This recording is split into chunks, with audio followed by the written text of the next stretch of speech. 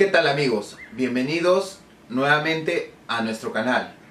Mi nombre es Dionisio Canagua, soy contador público colegiado y el día de hoy quiero comentar con ustedes acerca de un tema vinculado al impuesto a la renta. Me refiero al saldo a favor de renta anual. Hay que recordar que desde el punto de vista del Código Tributario existen diferentes maneras de poder extinguir una deuda tributaria. Probablemente pensemos nosotros que la más común es el pago. Sin embargo, hay que recordar que antes de ver el tema del pago, algo que nosotros siempre vemos dentro de las declaraciones tributarias, ya sea en las declaraciones mensuales o en las declaraciones anuales, es la compensación. Primero compensamos, luego pagamos. La declaración anual del impuesto a la renta no es ajena a este tema. De hecho, nosotros podemos identificar dos posibilidades de compensación. La primera, que está referida a nivel de base imponible, y la segunda, referida cuando ya se determinó el impuesto a la renta. En el primer caso, aquella que se aplica sobre la base imponible es cuando nosotros trabajamos con pérdidas tributarias. Hay que recordar que una pérdida tributaria se puede arrastrar en los ejercicios siguientes, dependiendo el método que usted opte por utilizar, ya sea el método A o el método B. El método A condicionado a un periodo de tiempo, 4 años, y el método B más bien un tiempo ilimitado. Otro aspecto fundamental dentro del manejo de una declaración anual del impuesto a la renta es señalar los conceptos que vemos que se presentan en estas declaraciones. Si bien es cierto, nosotros vamos a determinar un impuesto a la renta corriente en la declaración anual del impuesto a la renta, esto va a ser sobre la renta neta imponible. Pero, un momento, les estaba comentando que es posible que nosotros compensemos las pérdidas.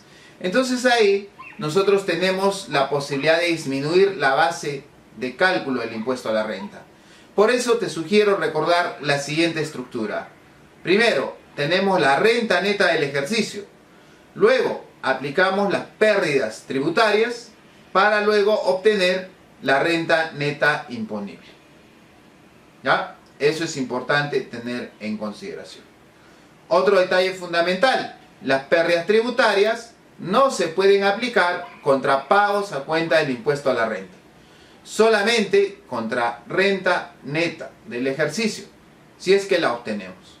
Para mayor abundamiento, te sugiero que revises el método A o B de arrastre de las pérdidas en la cartilla SUNAT.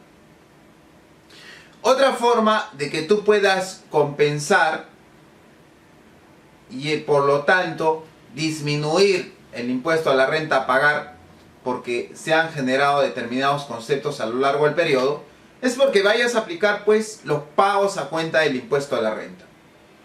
Cuando tú aplicas compensación a nivel del impuesto a la renta, entonces te encuentras con una figura que en la declaración se llaman los créditos. Creo que en el caso de la declaración mensual, antes el PTC 21 y el Declara Fácil, nosotros para el IGB aplicamos el crédito fiscal. Sin embargo, para efectos del impuesto a la renta anual, nosotros tenemos dos tipos de créditos. Créditos con derecho a devolución y créditos sin derecho a devolución. Bueno, el día de hoy voy a trabajar con el crédito más conocido. Es el crédito con derecho a devolución, pagos a cuenta contra el impuesto a la renta. Mensualmente un contribuyente tiene que realizar pagos a cuenta del impuesto a la renta, de ser el caso. Si por ejemplo una empresa ha obtenido una pérdida tributaria, entonces, ¿qué va a pasar con esos pagos a cuenta del impuesto a la renta? Obviamente lo que va a determinar el contribuyente en su declaración anual del impuesto a la renta es un saldo a favor del contribuyente. Y al respecto existen dos posibilidades. La primera, que tú solicites devolución.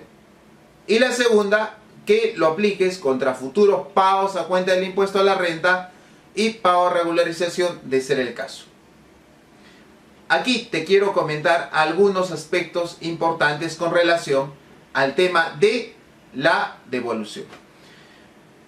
Ya en un video anterior había explicado la necesidad de aplicar el formulario virtual 708, que es muy diferente al PET 708.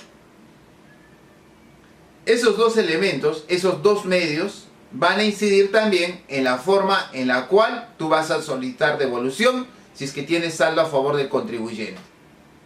En el primer caso, si tú vas a presentar tu formulario virtual 708 y tienes un saldo a favor del contribuyente y optas por solicitar devolución, tienes dos posibilidades. La primera es que lo hagas a través del formulario virtual 1649, que el enlace se te habilitará directamente cuando tú realices este formulario virtual anual de renta. La segunda posibilidad es de que lo hagas de forma física en cualquier centro de atención al contribuyente a través del formulario físico 4949 o 4949. No te olvides de adjuntar un escrito explicando el motivo por el cual se genera este saldo a favor y por el cual motiva tu devolución. Segundo escenario, tú vas a utilizar el PET 708 y te sale saldo a favor del contribuyente y solicitas devolución. En este caso lo harás con el formulario físico 4949, presentándolo en cualquier dependencia de SUNAT, adjuntando una carta explicativa de ser el caso. Ahora, vamos al último escenario, el más común.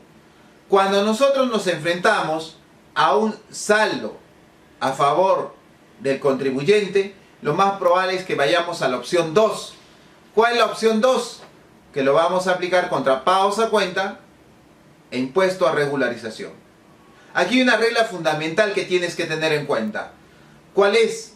Que nosotros tenemos que aplicar ese saldo a favor necesariamente contra todos los pagos a cuenta y hasta agotarlo. Y de ser el caso, contra el impuesto anual. No hay la posibilidad de elegir contra este pago a cuenta sí, contra este pago a cuenta no. Tenemos que compensarlo hasta agotarlo. Ahora, la pregunta es ¿cuándo?